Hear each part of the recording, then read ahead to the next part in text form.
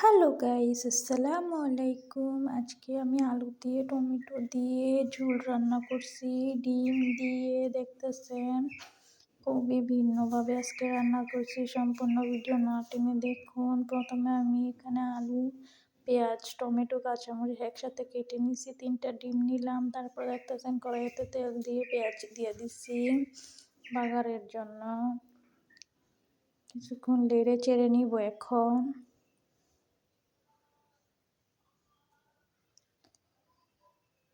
নেড়ে চেড়ে দেখতেছেন হালকা কালারটা চেঞ্জ হয়ে গেলে তারপর আমি দিয়ে দিব কেটে রাখা আলুগুলো। এই যে কালার চেঞ্জ হয়ে যেতেছে, এখন আমি দিয়ে দিব আলুগুলো, টমেটো, পেঁয়াজ, কাঁচামরিচ সব একসাথে দিয়ে দিলাম। খুবই মজার ডিম তরকারি, ঝটপট এভাবে রান্না করে খাইতে পারেন হাতে সময় না থাকলে। দিয়ে দিলাম কিছুটা পানি সিদ্ধ হওয়ার জন্য। দেখতেছেন বলক এসে পড়ছে।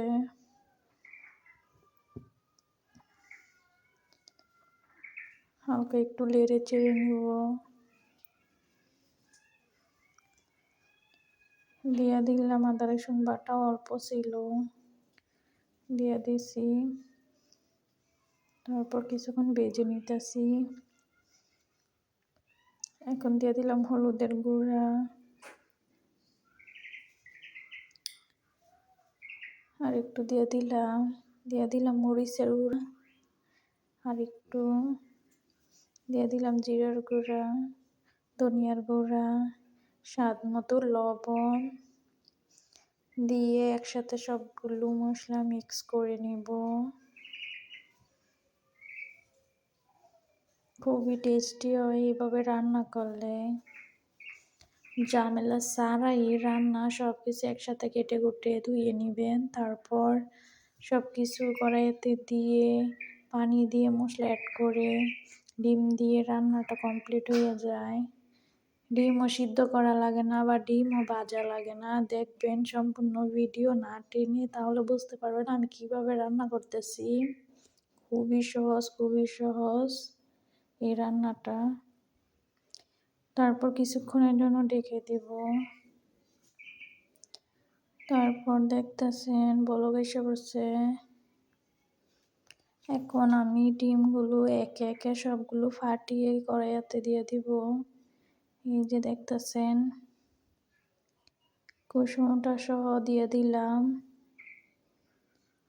হাফ বয়েল ডিমের মতো আপনারা হাফ বয়েলও রাখতে পারবেন, পুরাটাও সিদ্ধ হয়ে যাব আপনাদের ইচ্ছা। এইভাবে রান্না করলে খুবই মজা হয়।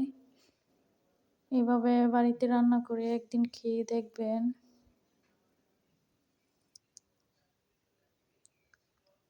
দেখতেছেন ডিমগুলো প্রায় সিদ্ধ হয়ে গেছে।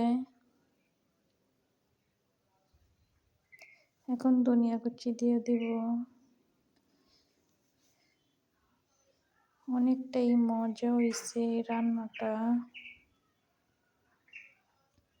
এই যে দেখতেছেন ফাইনাল লুক। বলেন ফাইনাল লুকটা কিরকম লাগতেছে? খুবই জোস, মাশাআল্লাহ।